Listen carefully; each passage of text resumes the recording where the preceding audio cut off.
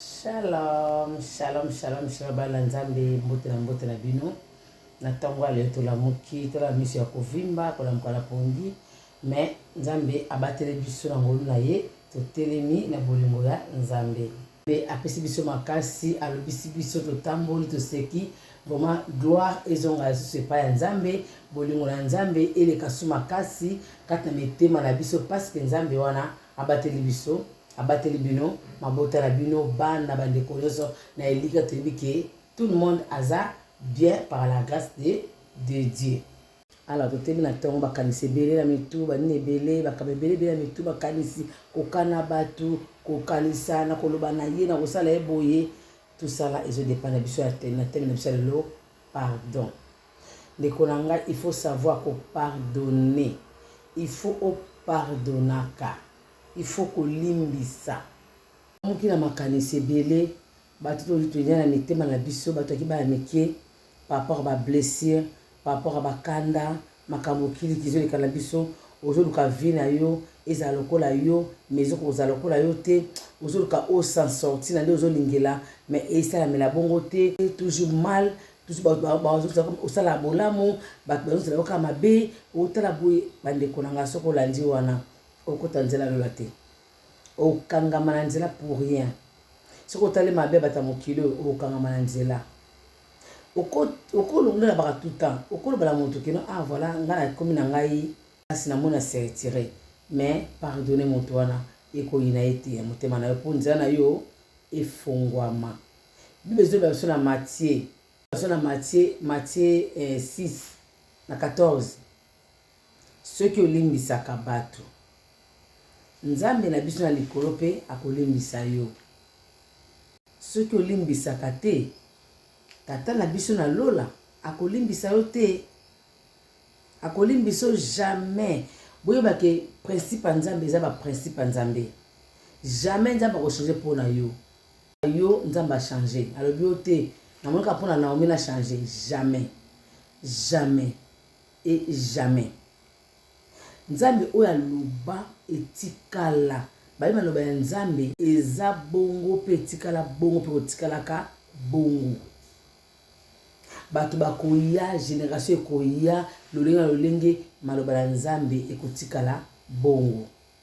Kona ngai papa mama ndeko ngai mona telemi awa to sala effort ya kolimbisa. To pardonner. To limbisa mitema na biso. Mutu moko boye botikala kala likamo likala kala boye limbisa ye. Ndeko mo bosola kana ye boye limbisa ye. Ndeko mo aliaka mbongo na yo. Oya defaka mbongo na futa te limbisa ye. To limbisa. To tika nzambe moko asala kati na biso. Mais biso to yeba ko limbisa baninga po nzambe pe alimbisa biso. Da yango teme so ya tongo lelo. Ezali ko senga bolimbisi na nzambe, nzambe alimbisa biso na mabe na biso, pe biso to limbisa baninga o bazana mabe. Po nzambe na lola accordé pe pardonna na biso. Wala bande ko ngai na tongo te ko bisalo ko na etali pardon, toza na tango te. Prédication ya nzambe ou côté ou pas ou pasteur ou pas, ezala ngona tout le monde hein. Aka boye mokie te biki bateli balandaka ngai eza na moto moko mibale misato bayokaka bakomprenaka oya koboya nzambe ayoki ye oyo pa kondima nzambe pa mona ye. Alors c'est comme ça vraiment la tonga lo nzambe alola na biso ensemble to continuer kokoba to zelaka ka te décembre ah moi décembre comme koka ah comme ko sala malamu na bato po ka sala to ka sala liwe za na décembre esa liwe ka na décembre liwe za na tous les mois chaque mois ma beza na chaque mois des premières à chaque mois. Tu ni le jour ni l'air. Alors comme oui ni jour ni l'air, yo continue ko baka pardon, c'est pardon et puis ko sala ko ranger vie na yo tant qu'on a ko banga nzambe laisser ba makambo yo mo ke et glorifier comme nzambe te longola yango. C'est ça. Mais décembre tu vis quand pique no bondeli. Pour te dire que ba ina biso bazana jalousie. Banga to sepela te na décembre. Banga to na sengote. Yo musto kote la kabango attaque si attaque. Attaque donc to attaque ye. Vous comprenez hein? Muta yelo yela ye. Et na bituma mokilo te bitumba o ya kubunda la kata bituma na molimo. Vous comprenez?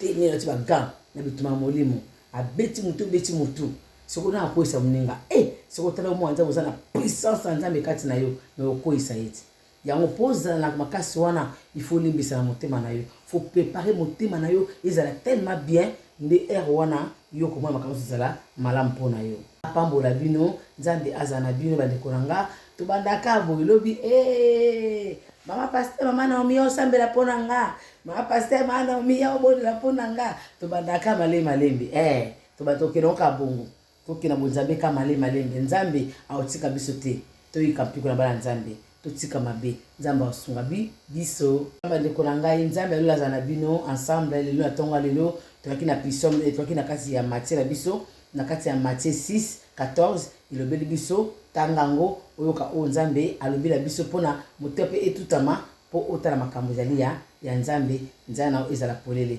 nzambe bino nzambe azala bino ke journée ezala journée moko ya malamu na pambo mabota nyonso na beni bandeko nyonso bozala beni dans le nom de Jésus de Nazareth amen.